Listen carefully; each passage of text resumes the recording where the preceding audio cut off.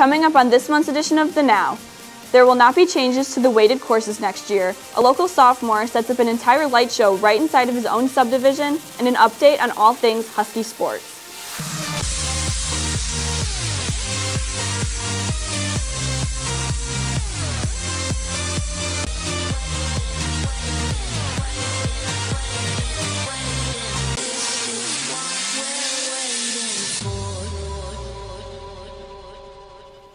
Good morning, Huskies, and welcome to this month's edition of The Now. From your Advanced Media Lab, I'm Julia Shanahan. And I'm Alex Gray. For the 2017-2018 school year, there will be a few changes made to the Social Studies department. There will be multiple new classes next year, including a new blended program. We go to Jayla Butler with the story. Thanks, guys. Hey, Huskies, it's that time of year again. That's right, the course selection process has now begun. Between now and January 12th, current freshmen, sophomores, and juniors will be picking the classes that they will be taking for next year. However, this year there are more changes than ever before. One of those major changes is the addition of new blended classes that will combine online learning with in-person instruction. We caught up with Mr. Nofke to find out more about this new format.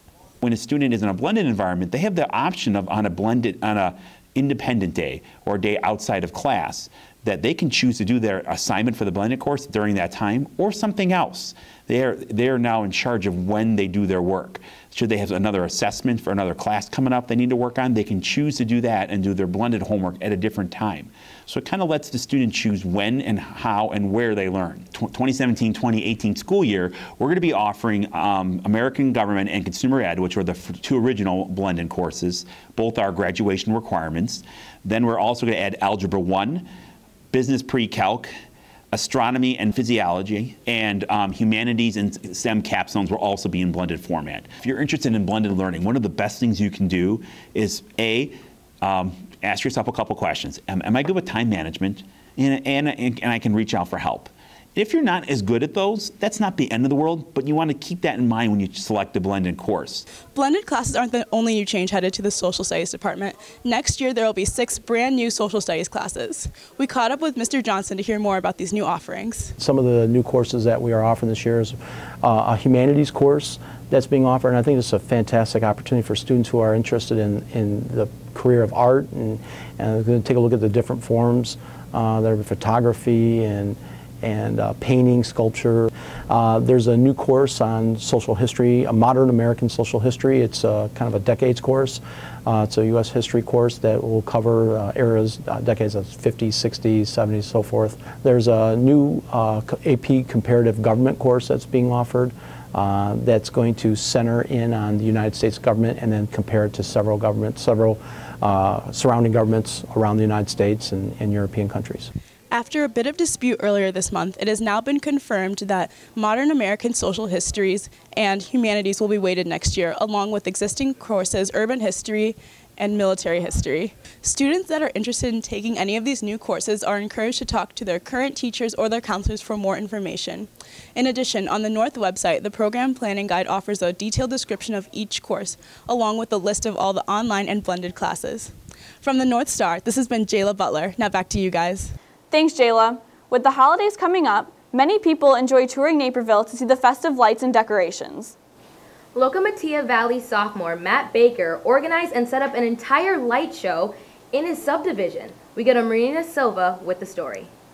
Thanks, ladies. The holiday season is coming up, and a Locomotiva Valley sophomore by the name of Matt Baker organized an entire light show within his subdivision.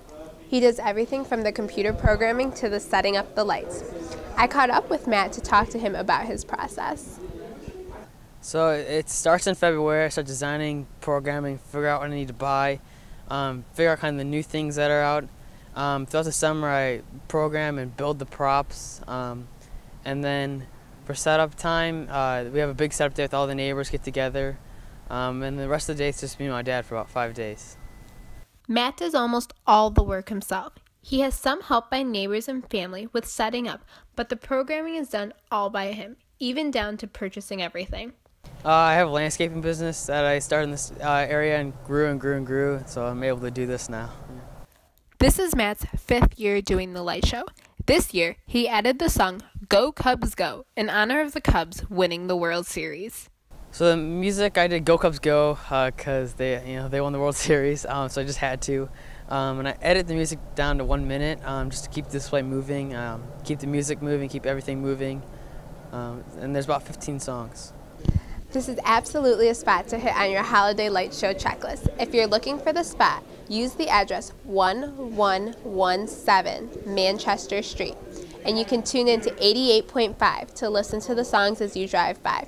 Happy holidays, Huskies, and good luck on finals. From the North Star, I'm Marina Silva. Thanks, Marina. Again, the address is 1117 Manchester Street to see the lights.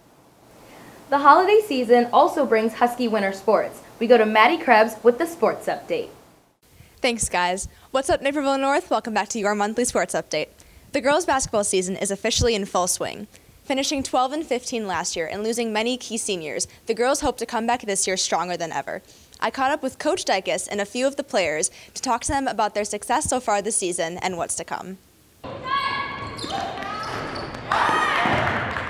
think the biggest strength of our team are the girls and their attitude and the way they practice hard every day. They're very coachable. They're fun to be around. Obviously, besides the basketball acumen, the kind of character they exhibit on a day-to-day basis is what makes, in my opinion, coaching enjoyable. I get to end my day with kids that I love being around every day. We definitely did lose a couple seniors, and it's a younger team for sure and kind of a rebuilding year. And so we're definitely trying to get more people integrated and get everyone to learn our plays and stuff and just really build for later years.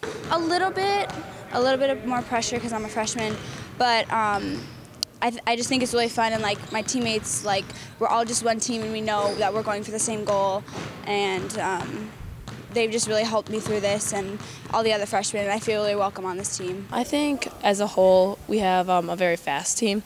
We're able to kind of beat the other teams down the court if we can, so that's really helpful. And also we have a lot of people who can shoot the ball, so when you have those shooters, it's really great. Probably to go 50-50. Last year we were 12-15, so I feel like that's a really obtainable goal for us. And just to always play with energy, not get down on ourselves. So some of the biggest strengths of our team is that we work well on and off the court. Like everyone's super close and tight-knit. And another strength we have is just our seniors, and every level that we have is coming and helping us out in some way. With their hard work and training, the girls are looking forward to a very positive and successful season. That's all for sports. Back to you guys. Thanks, Maddie. We want to shed light on a recent incident. Here's Julia Shanahan with the staff editorial. On a more serious note, Naperville North students have experienced a lot in the last couple of weeks. In response to the gummy bear incident that happened last Tuesday, I think that it's safe to say that our staff and students are disappointed that something to this extent has taken place. This situation sheds light on the fact that even though we do live in a very safe environment, we are not invincible. I'm sure most of us have already had family members and even strangers in public ask us about the gummy bears after seeing that we are from Naperville North. Instead of lamenting the bad press, we need to make the most of it. It's not our reputation that matters, it's our health and our lives. If and only if administrators, teachers, and yes, students take individual responsibility, will we avoid a repeat of this sad event. And that's all for this month's edition of The Now. Be sure to follow the North Star on Instagram and Twitter, and pick up our newsletter, The Little Dipper. From the North Star, this has been Julia Shanahan. And Alex Gray. Have a great day, Huskies, and we'll see you next time.